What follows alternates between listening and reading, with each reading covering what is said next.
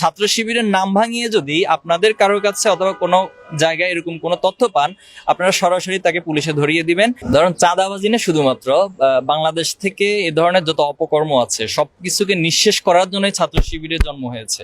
এবং ছাত্র শিবির শুরু থেকেই আমরা যে লক্ষ্য উদ্দেশ্য ঠিক করেছি যে জুলুম নির্যাতনের মূলোচ্ছেদ করে সেখানে ভ্রাতৃত্ব এবং আদর্শ একটি সমাজ প্রতিষ্ঠিত হবে। এই আদর্শ সমাজ প্রতিষ্ঠা করার জন্য যে মানুষ প্রয়োজন, যারা নেতৃত্ব দিবে, ছাত্র শিবির সেই কাজগুলি করে আসছে।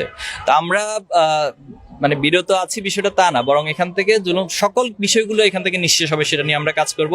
আরেকটা বিষয় আপনাদের সাথে শেয়ার করতে চাই, ছাত্র শিবিরের নামে যদি কেউ কখনো, এখন যেহেতু একটা মিক্সড পরিবেশ কাজ করছে অথবা গভর্নমেন্টটা একটু অস্থিতিশীল অবস্থায় আছে, তো ছাত্র শিবিরের নাম ভাঙিয়ে যদি আপনাদের কারোর কাছে অথবা কোনো জায়গায় এরকম কোনো তথ্য পান, আপনারা সরাসরি তাকে পুলিশে ধরিয়ে দিবেন এবং সেটাকে মানে যা যা ব্যবস্থা নেওয়া দরকার আইনে আনুক সেটা ব্যবস্থা নেওয়ার জন্য আপনারা কার্যক্রম পরিচালনা করবেন।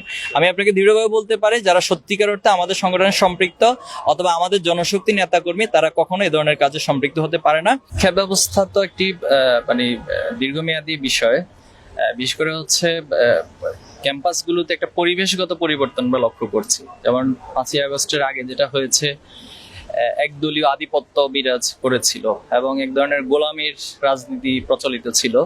এখন আলহামদুলিল্লাহ ক্যাম্পাসগুলোতে, হলগুলোতে এই পরিবেশটা নেই, সবার একটা মুক্ত পরিবেশ ফিল করছে এবং সাধারণ শিক্ষার্থীরা স্বাভাবিকভাবে তাদের একাডেমিক কার্যক্রম পরিচালনা করছে। এই জায়গাটা বেশ পরিবর্তন আমরা লক্ষ্য করেছি। তবে শিক্ষা ব্যবস্থা তো আপনি জানেন যে বাংলাদেশের স্বাধীনতার পূর্বেও অনেকগুলো শিক্ষা কমিশন হয়েছে, স্বাধীনতার পরে অনেকগুলো শিক্ষা কমিশন হয়েছে। সর্বশেষ যেটা কুদরতি খোদা, অর্থাৎ সেই শিক্ষা কমিশনের প্রস্তাবিত বিষয়গুলি সরকার, বিগত ফ্যাসিস্ট সরকার ইমপ্লিমেন্ট করার চেষ্টা করছে। তো এখন জাতির আসলে সত্তা, আমাদের এই জাতি সত্তার যে মূল তত্ত্ব, সেটাকে উপলব্ধি করতে হবে এবং সবার মাঝে যেন চিন্তার ঐক্য থাকে, এমন একটি শিক্ষা ব্যবস্থা প্রণয়নের জন্য নিঃসন্দেহে সরকার উদ্যোগ গ্রহণ করবেন। ছাত্র সংসদ নির্বাচনটা আসলে এটা দুঃখজনক বলবো, স্বাধীনতার এত বছর পরেও আসলে আমরা ওই অর্থে কন্টিনিউয়াসলি ছাত্র সংসদ নির্বাচনগুলো করতে পারিনি। তো এটা না পারার একটা বড় কারণ ছিল, যারা সরকার দল ছিল বা যারা গভর্নমেন্টের যে দলগুলো ছিল, তারা নিজস্ব ছাত্র সংগঠনগুলোকে লাঠিয়াল বাহিনী অথবা ক্ষমতায় টিকে থাকার একটা বাহন হিসেবে ব্যবহার করেছে।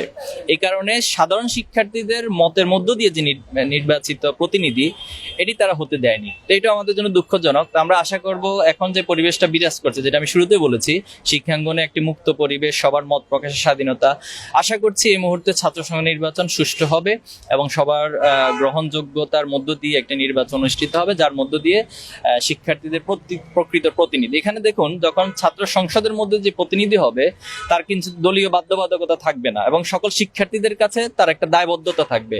এই জায়গা থেকে আমরা মনে করছি সত্যিকার অর্থে নেতৃত্ব তৈরির জন্য এবং শিক্ষার্থীদের অধিকার আদায়ের জন্য ছাত্র সংসদ নির্বাচনগুলো দ্রুতই সরকার আয়োজন করবেন, ব্যবস্থা করবেন এবং সাহসিকতার সাথে যেন নির্বাচনগুলো অনুষ্ঠিত হয়, আমরা সেই প্রত্যাশাই করব।